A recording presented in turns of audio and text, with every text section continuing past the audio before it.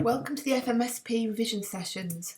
We're looking at MEI FP3 variable calculus, multivariable calculus. We're going to start off by looking at some of the specification statements that you should know about and then go on to having a look at some exam questions. So obviously what we're doing here is looking at surfaces in three variables, and they can be written in two ways. The first way they can be written is like this: z equals f of xy, so you get some function of x and y written down, and that will define a surface in three dimensions. For any values of x and y, you'll get a value of z.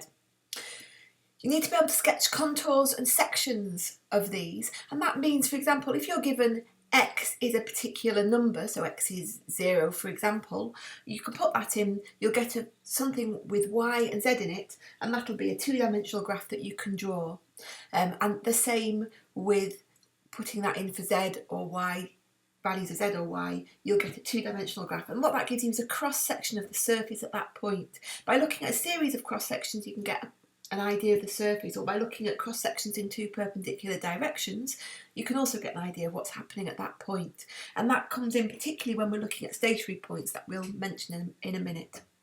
You need to be able to find first order partial derivatives. So that's, for example, dz by dx. It's written with this backwards sort of d, as opposed to a delta, which means a small value. That means a partial derivative. And if, for example, if we're finding dz by dx, partial dz by dx, that means we need to just assume that y is a constant at that point, and we find out what happens as we vary x, similar to finding the sections. And we'll see that in action in a few of the questions in a minute. We need to be able to use the conditions when the partial derivative with respect to x and partial derivative with respect to y are equal to 0 to look at the stationary points. So you may get a situation where with respect to x, if we drew it, the partial derivative would be 0, and with respect to y, it would be 0, and if we drew them we might get two minimums, and that suggests it's like the bottom of a bowl, that if you took a cross-section in two directions you'd get a minimum. The one that they commonly look at is if you get a minimum when you do it, say, look at the point where dz by dx, partial dz by dx is equal to 0, and you might get a maximum in the other direction, and that seems a little bit odd, and they call this a saddle point. And if you think about what happens with a saddle, it needs to support you, so it goes in that direction to support you, but it needs to fit to the horse, so it goes in that direction perpendicularly. So you get this three-dimensional surface, which is a minimum in one direction and a maximum in the other, and that's a saddle point.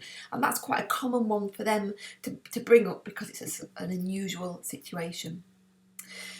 You may also get it written in this, rather than z equals f of xy, g of xyz equals a constant. And this is a special case because if we think about the other one, f of xy equals z, or z equals f of xy, we can write that as f of xy minus z equals 0. So in this case the constant is 0 and our g is f of xy minus the value z. It's going to give you a function in three dimensions. So this one is a special case of this one, and the difference comes when you're looking at grad, which we'll mention on the next page.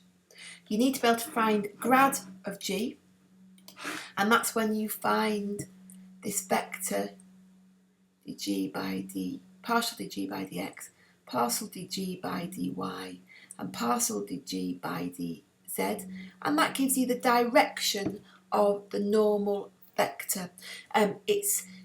You can use some of your vector geometry to show that. It is in the book, the proof of it, and it is worth looking at, thinking about why that's the case. In the terms of z equals fy, the difference here is you get dg by dx, dg by dy minus 1. And if you think about that being f of xy minus z, and think about that as being your g, function of g, you'll see why you get the minus 1 at the bottom there. That's quite easy to show, and there are just slight differences in answering questions depending on which one of these you're using. So for example, a normal vector could be any multiple of this, but in this case it has to be exactly this because that has to be exactly minus 1, and that's really the only difference. So you need to be able to find the equations of the normal line, and obviously that's using this as your normal vector. that being the direction of the normal line and putting a point in, or the tangent plane, and again this will be the normal. Grad G will give you the normal to the tangent plane, and so you can use your normal work that you'd use with vector geometry to find the equation of that plane. And appreciate the tangent plane, this will come up in almost every question, gives a local approximation to the surface. If it's in the form z equals f of x, y, I've written this one on because this is not the one that's on the formula book, that'll be like this, a small change in z, and that's what we're using this delta for, this curly delta is a small change in z, it's partial dz by dx, a small change in x, plus partial dz by dy, a small change in y. And what that does is, if you've got a surface, it looks at the tangent, the tangent plane at that surface, and you can use that tangent plane to find out what's happening in points close to that point on the surface. And we've got a couple of questions, one of which is quite a tricky one involving that in the questions that are coming up, so we'll get some practice at that. This is the only formula that you get, or the only two formulae that you get. You get your grad of G, and it's in this form, but remember that if it's f of x, y is equal to z, then you replace that by a -1 at the bottom. And you get this formula, and we looked at the f of x, y equals z one on the previous page for small changes, delta w, of a surface close to the point. And that gives you the tangent plane, and this is what happens close to the point. And you'll generally, in a question, it'll be fairly obvious where you need to use these. So I think the best thing for us to do is to have a look at some questions. So we're going to look at June 2010 and June 2011 questions. We're going to start off with this question. I'm going to read through it and then we'll look at it section by section. So we're given a straight line and we're given a surface, and again in this case the surface is in the form G equals. So it's got the three variables on the right hand side. And the first part's going to be fairly straightforward, finding the g by dx, partially g by dx, and partially differentiating with respect to all of those, and show that the normal to the surface, well, remember that when we've evaluated this at the point, that will give us the normal vector. And we've got to show that that's equal to a line, so we can double check what we've done there, which is useful. There are 2 points at which this is equal to 0 on the line L. So we need to obviously put that equal to 0 and check those points on the line. Show that one of these points is P and find the coordinates of the other one, and that's quite a common thing to do. To give you one of them, ask you to do something to find the other one. And then part 4 and 5, and 6 actually, we're going to be using this, when we see this approximately equal to, we're going to somehow be using that approximation, because we've got a mu is small, and if you look, we've got a 0, 3, 0 here, so that's points close to P. Okay, and they actually reiterate that here, in case you hadn't realised that's what we were doing. We've got points on L close to P, and we're going to use those approximations to do this. We'll go through that in great detail. And then close to Q, so effectively we're going to have to look at what we've done for these two sections and do that again with the point Q. And that's why that's worth quite a lot of marks, because we're going to have to do that ourselves. We're not going to be sort of spoon-fed through that process. But if you realise that it's the same as what you've done for the last two parts, that should be fairly straightforward. So that's the question just in general. We're going to look specifically at all the sections of this question now.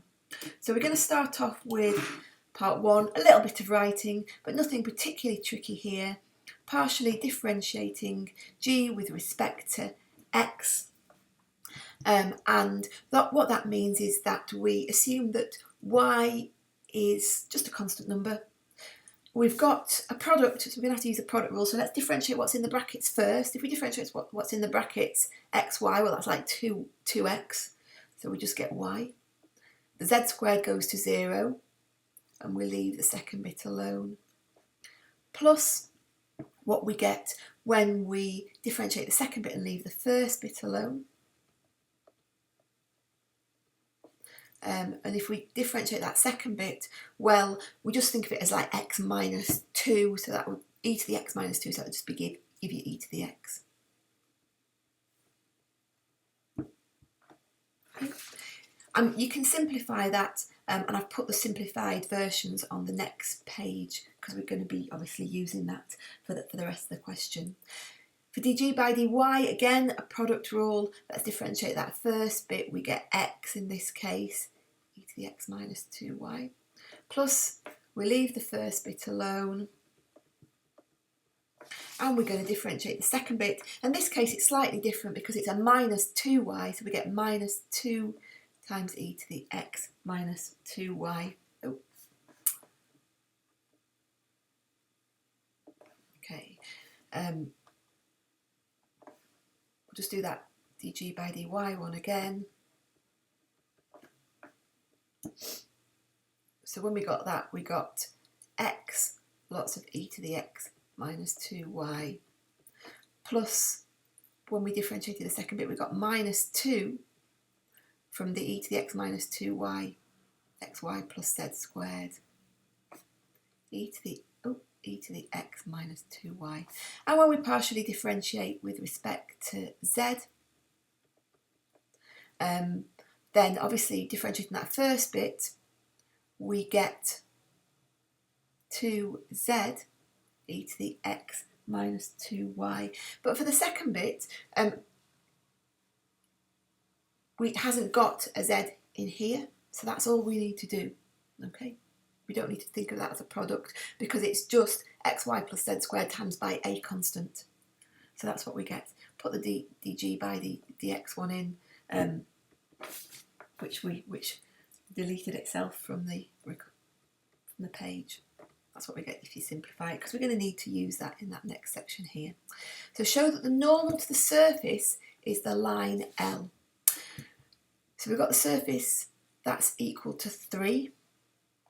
And what we need to do to find the normal, well, first we need to find the normal vector. And to find the normal vector, we just need to put the points in. So at the point 2, 1, minus 1, we just need to put that in, dg by dx.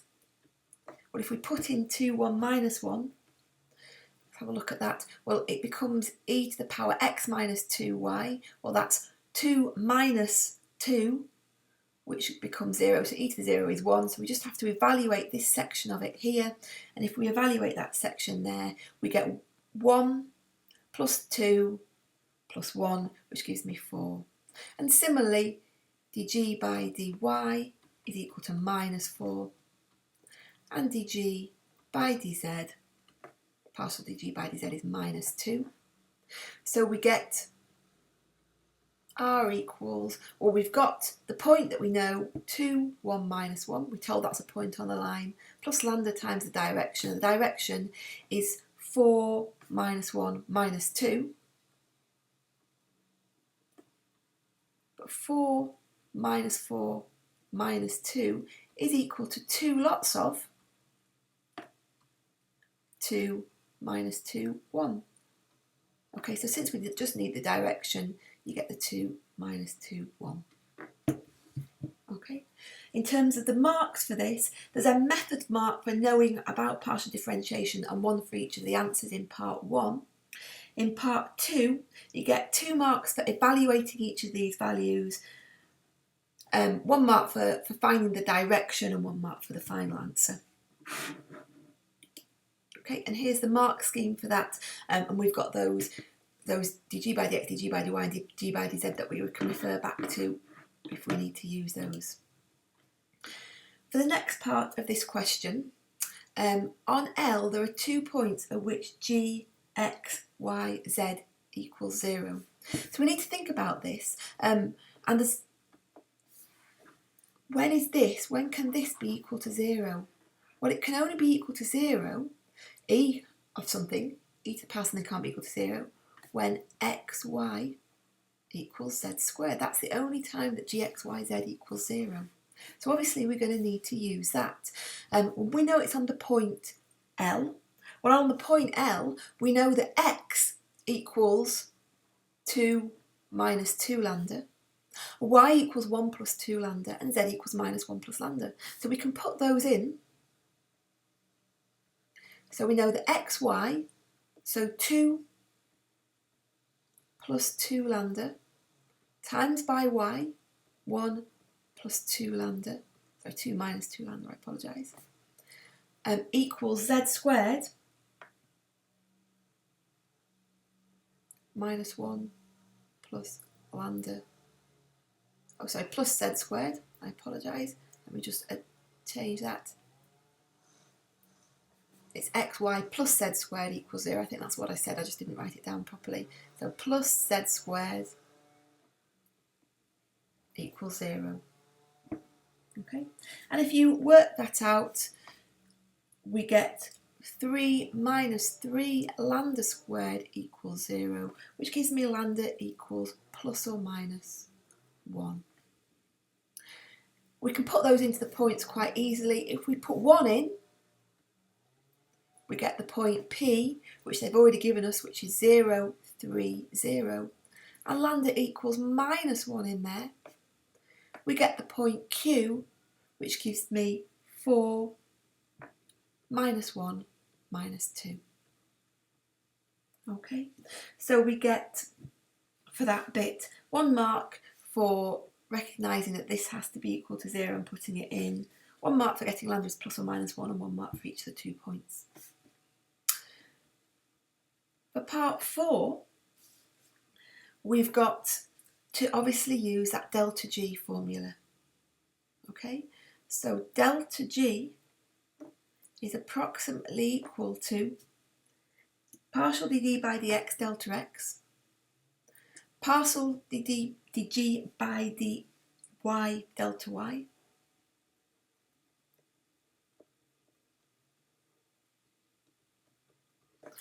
and then partial dg by dz delta z. Hard to say that, isn't it?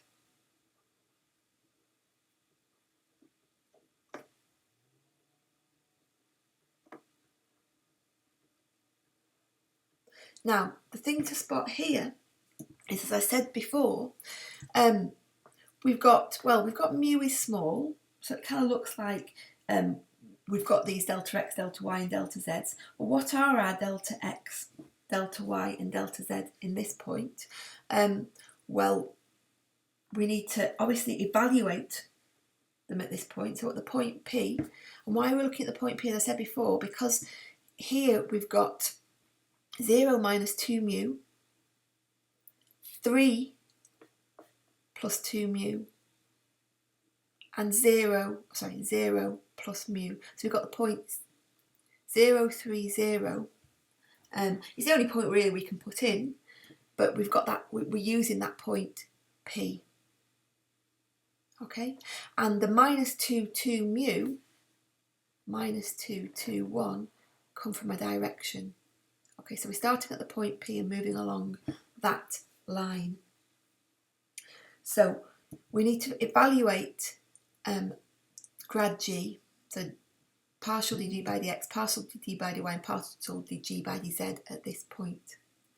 So when we go back to looking at that, I haven't got them written on here, but you can work out that fairly easily. If you work out partial dg by dx, you get 3 e to the minus 6, oops, and the small change, delta x, is minus 2 mu. When you work out the others, you get 0. Partial dg by dy and partial dg by dz give me 0. So when you work that out, you get the small change is equal to minus 6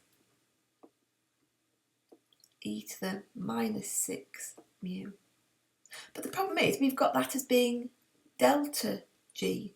But look, we started at the point 0, so that's, we're starting from 0, adding delta G, so that's what our value of G is at the point. So we do get that result.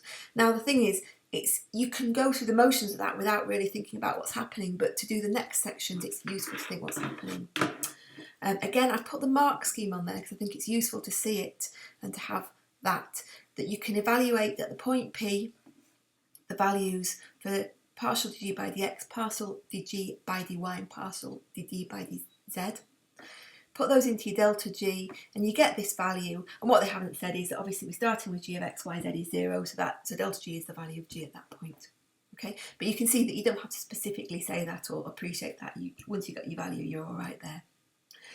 So for the next part of the question, you're given that h is a small number. There's a point on L close to P at which g, x, y, z is equal to h. Well, that's what we've just worked out. We've just worked out a point that's close to P. Okay, and our point that was close to P gave us this value, minus 6 mu e to the minus 6. So that must be what our h is equal to at that point. So if we rearrange that, we get mu is equal to minus 1 over 6 e to the 6 times by h. Okay, so from using what we've done before, the point on L where you've got g of x, y, z is h, well, we found a point that was close to P. That's what we just did in the last section. And that was equal to our minus 6 mu e to the minus 6. So we put that equal to h.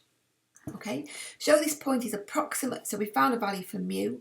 But if you remember before, what we said that point was, we said that point before from the question was minus 2 mu, 3 minus 3 plus 2 mu, and then the last point was mu. Okay, when you look at the question, if you go back, you'll see that they said the points were minus 2 mu, x was minus 2 mu, y was 3 plus 2 mu, z was equal to mu. And if you put mu equal to minus 6 e to the 6h into there, into that, that's exactly what you get. Okay. And then part 6 is putting all this together, that we're trying to do exactly the same with the point Q. So we have to go through the same process with the point Q. And we said the point Q was 4 minus 1 minus 2. So we're going to be using, instead of the 0, 3, 0, we've got the 4 minus 2 mu, the minus 1 plus 2 mu, and the minus 2 plus mu for our point at the end, because that's the point starting from Q and along the line L, because the line L had direction minus 2, 2, 1. And that's exactly what we've done here, but we used it with the point P. We're going to do the same with the point Q. We need to evaluate at Q grad, so we need to know partial dg by dx, partial dg by dy, and partial dg by dz.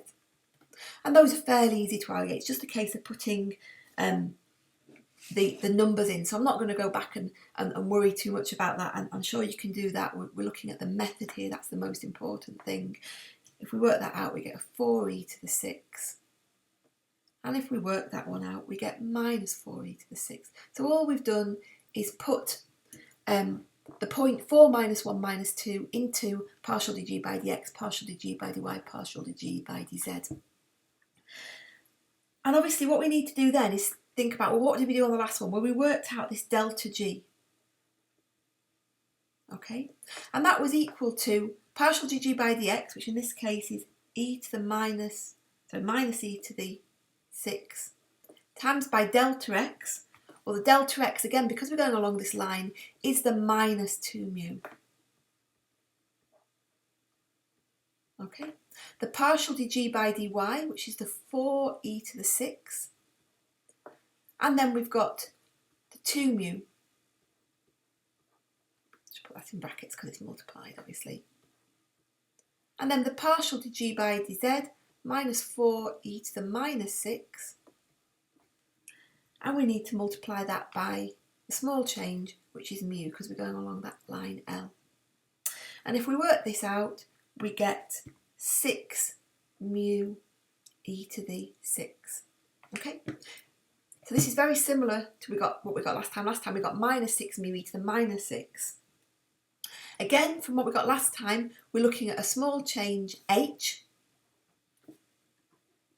So in this case, we're going to put that equal to h, and that's going to give us a value for mu, which is 1 over 6 e to the minus 6 h.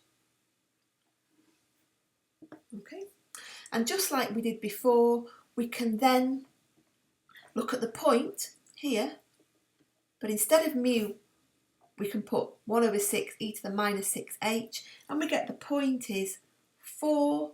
If we put mu equal to that, we get minus a third e to the minus 6 h. The next one is minus 1 plus 2 lots of that, so that's a third e to the minus 6 h. And minus 2 plus mu, minus 2 plus a sixth e to the minus 6 h. Oops. Okay. Again, so we've just basically done exactly the same with that as we've done with the last two parts. So if you look at the question, is exactly the same. You can, even if you weren't quite sure exactly what you're doing, have a think about it, think about that. It's along the line, we have got the bits to do. Again, I've written that down with the mark scheme so you can see where the marks come from. And that interesting part is part 6, where again you get 1 mark for evaluating grad of g, the partial dg by dx, partial dg by dy, and partial dg by dz. 1 mark for spotting the point. The x is 4 minus 2 mu. Y is minus 1 plus 2 mu. Then working out the delta g, small change in g, you get 2 marks for that. For evaluating, for writing mu in terms of h and then for putting it into the point, there were 2 marks. Because it follows through really what we've done on that last section. Oops. So that's decided to go on by itself. Okay, so that's the end of that question. We're going to look now at June 2011. Again, I've put the whole question on here, then we've got each section individually. So if we just read through the question and have a think what we need to do for that. We've got here a surface, and in this case it's z equals, so it's written in a different way this time. Z equals. We need to sketch a section, so we didn't do that on this section, so that's quite a good thing to have a look at. Sketch the section z when y equals minus 3 and when x equals minus 6. And that should include the coordinates of any stationary points, so we're going to need to do some calculating there, but need not include the coordinates of the points where the sections cross the axes. And the reason that that's going to be important is that for 2, we're going to have to deduce the stationary point and state the nature of it. We then have to find partial dz by dx, partial dz by dy, which isn't too difficult, and find the coordinates of the other 3 stationary points. So we need to think about putting those equal to 0, and we've normally got different situations that can occur. Again, we'll look at that. And we've got a plane, is a tangent plane, so we know about the tangent field, so we can do that part there. Okay, so let's look at each part individually with that. So we've got the surface. Sketch the section given by y equals minus 3 and by x equals minus 6. And those, by doing that, we should be able to deduce about the stationary points. So if we've got y equals minus 3, it's just a case of putting that into the equation. We get z equals minus 216 plus 18x squared minus 15x squared plus 36x, and that simplifies to giving me 3x squared plus 36x minus 216. So we've got x here, and in this case it's z here, so we're doing z against x. Well, what do we know about this? Well, we know it crosses at minus 216, but what we really need to know, we know it's a quadratic, we know it looks like this, but what we really need to know is the stationary points, and we also need to know a little bit about where that is. And the easiest way of doing that is probably completing the square. So we get that z is equal to 3 lots of, well, that's 3 lots of x squared plus 12x, so x plus 6 squared. If I multiplied that out, I'd get x squared plus 12x times, so 3x squared plus 36x. Then I get a plus 36 times 3, which is 108. So I need to minus 324. Okay, so I know that my stationary point happens at minus 6 minus 324. And I know it crosses the axis at minus 216. So that I can be pretty confident. We don't really need that, but the important bit is that this is at minus 6 minus 324. I don't think I've particularly got that to scale, but that doesn't matter. We just need to know where that point is. Okay. If you put x is minus 6 in the same way, you get z is equal to 8y cubed. We get minus 216y minus 756.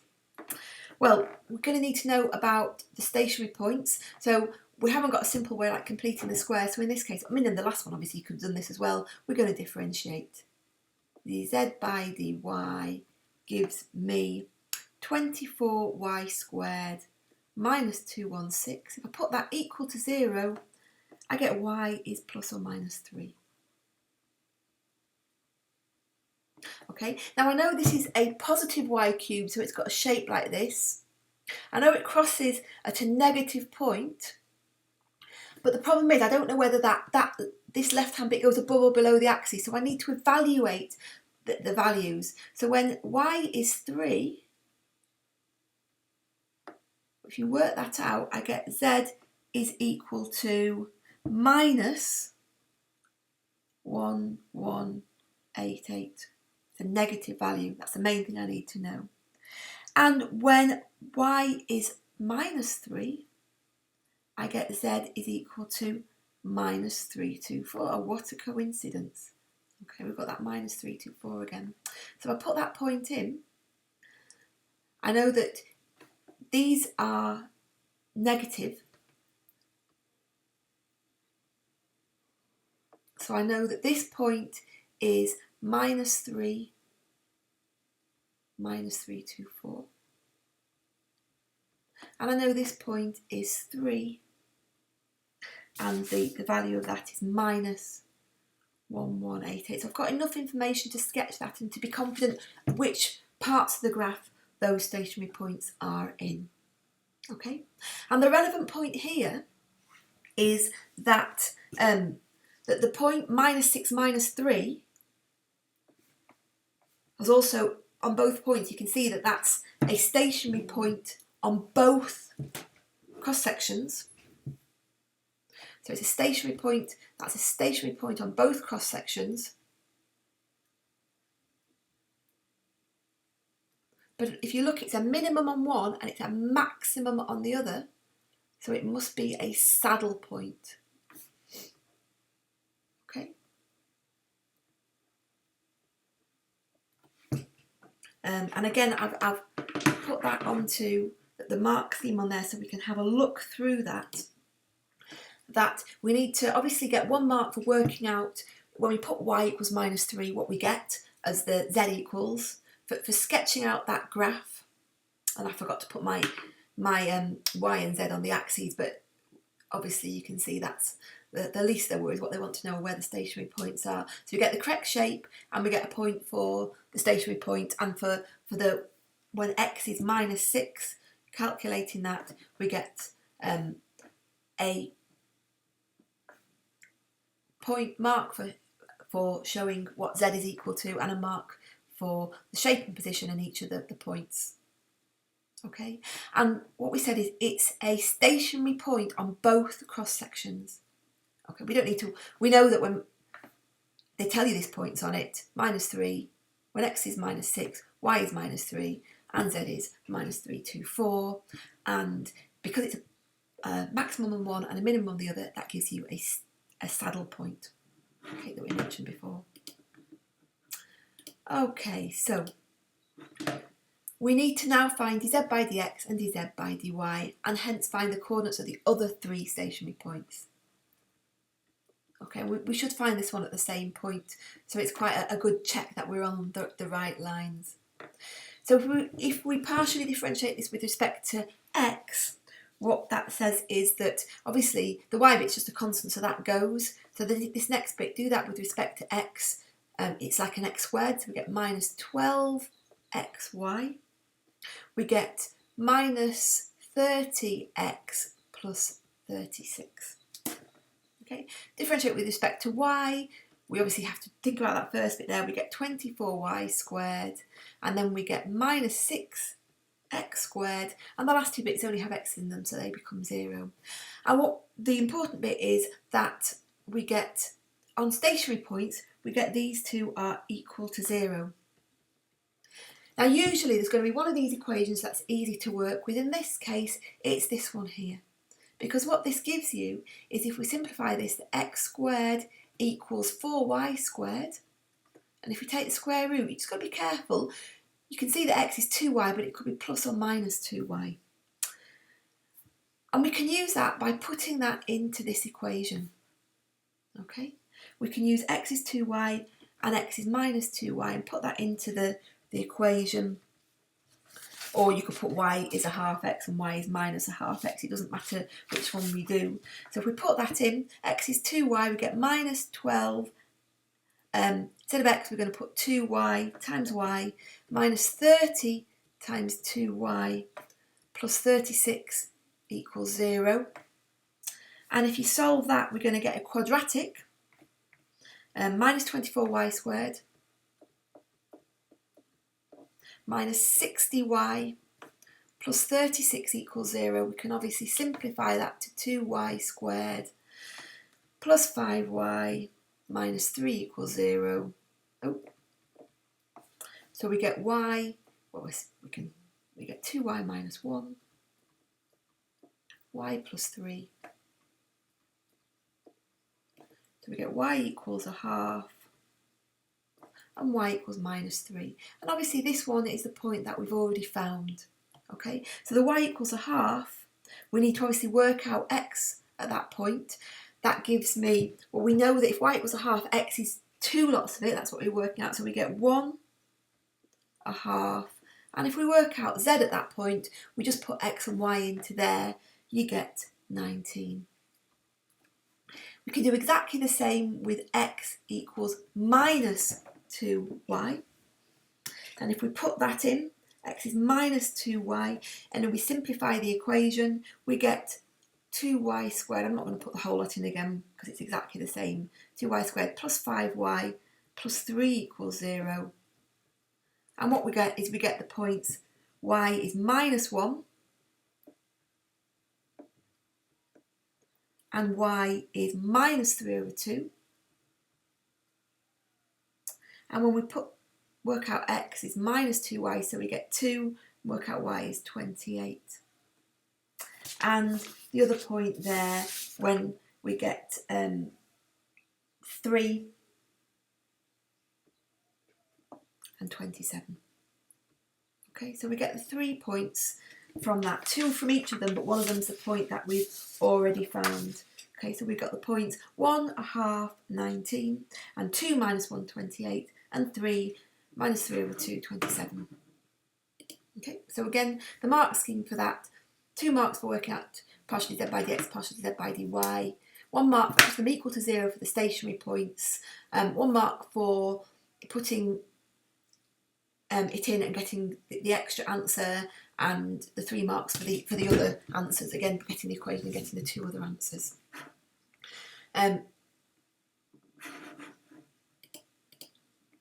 So now we need to do part 4 of this, okay? And this is a slightly different bit. The bits at the end of the questions tend to be a little bit non-standard, not obvious at first. Show there are exactly 2 values of k for which the plane with equation 120x minus z is k is a tangent plane. And what we've got to remember that a tangent plane has normal of grad g, or of, in this case, the normal will be dz by d, partial dz by dx, sorry, partial dz by dy minus 1. We've got the minus 1 bit here. So what that shows us is that partial dz by dx is 120 and partial dz by dy is 0. Okay, well, we've already worked those out. Partial dz by dy equals 0 was what we got last time, and that gave us that we've got the 24y squared minus 6x squared equals 0, and we worked out before that gave me x equals plus or minus 2y. Okay, just like last time, but this time instead of having dz by dx is 0, we've got dz by dx is 120, so we get slightly different equations. So let's have a look. If x is 2y, what that gives us is, when we simplify it, we get minus 24y squared minus 60y plus 36 is, plus 36 is 120. So the left hand side is just the same, and what that gives me is 2y squared plus 5y plus 7 equals 0. Okay, when we work that out, discriminant b squared minus 4ac, and this is the thing that we should spot. It says there are only 2 values, and we would be expecting to get 2 from each equation, but in this case b squared minus 4ac is less than 0, so there are no real solutions. So the solutions must come from the other one. And if we get x is minus 2y, and we go through the same process, we get 2y squared plus 5y minus 7 equals 0. And that has solutions y equals minus 7 over 2 and 1. So your 2 points are going to give you the minus 7 over 2. We've got x is minus 2y, so x is 7. And if you put that into the value for z, you get 203. And the other point, the minus, so you get 1.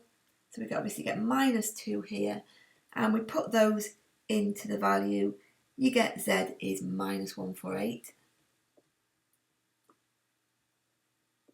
But we need to find the values of k, so in this case we need to work it out. We get k is 120x minus z, which gives you 637, and for this one k is 120x minus z, which gives you minus 92.